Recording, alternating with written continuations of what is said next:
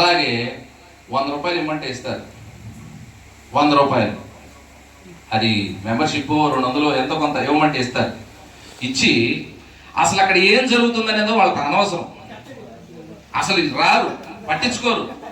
ఆ వాట్సాప్లో కూడా ఈ మెసేజ్లు పెట్టేటటువంటి దాంట్లో ఏం చేస్తున్నారా లీడర్లు అందరూ? ఏం చేస్తారు వాడు? లీడర్ అంటే ఏమన్నా 4 చేతులు 5 కాళ్ళు ఉంటాయా? ఏముంటాయి?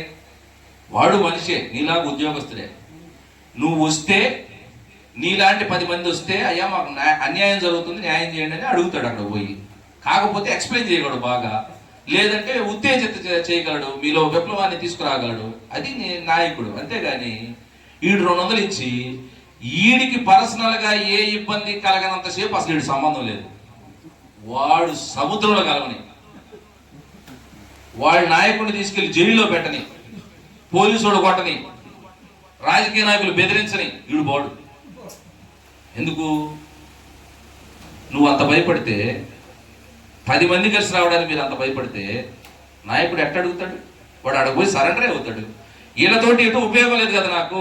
రేపు నాకు ఎమ్మెల్సీనో ఎమ్మెల్యేనో లేకుంటే సలహాదారు పోస్టులో ఇస్తాడు కదా వాడికి లొంగిపోతే, కాబట్టి వీడు ఈజీ మార్గాన్ని చూసుకుంటాడు. వీడు కూడా నువ్విచ్చే 200 ఖర్చు పెట్టుకుంటాడు, నువ్విచ్చే 200 కారు కొనుక్కుంటాడు, నువ్విచ్చే 200 బొకే కొంటాడు, నువ్విచ్చే 200 షాలు కొంటాడు, నువ్విచ్చే 200 4 సార్లు తిరుగుతాడు వాడి దగ్గరికి. వాడు పక్క వెళ్ళిపోతాడు. వాడు మీరు ఎందుకు ఇస్తున్నారు అసలు 200? నాకు అర్థం కాలేదు.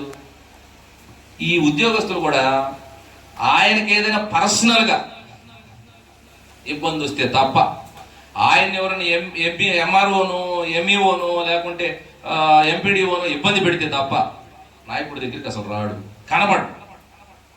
ఎంత దుర్మార్గంగా ఉందంటే ఉద్యోగస్తుల పరిస్థితి కూడా ఈరోజు చాలా దుర్మార్గంగా ఆలోచిస్తున్నారు. మన దుర్మార్గమైన ఆలోచనలే మన నెత్తి మీద భస్మాసుర హస్తం. ఇది తేట తెల్లం.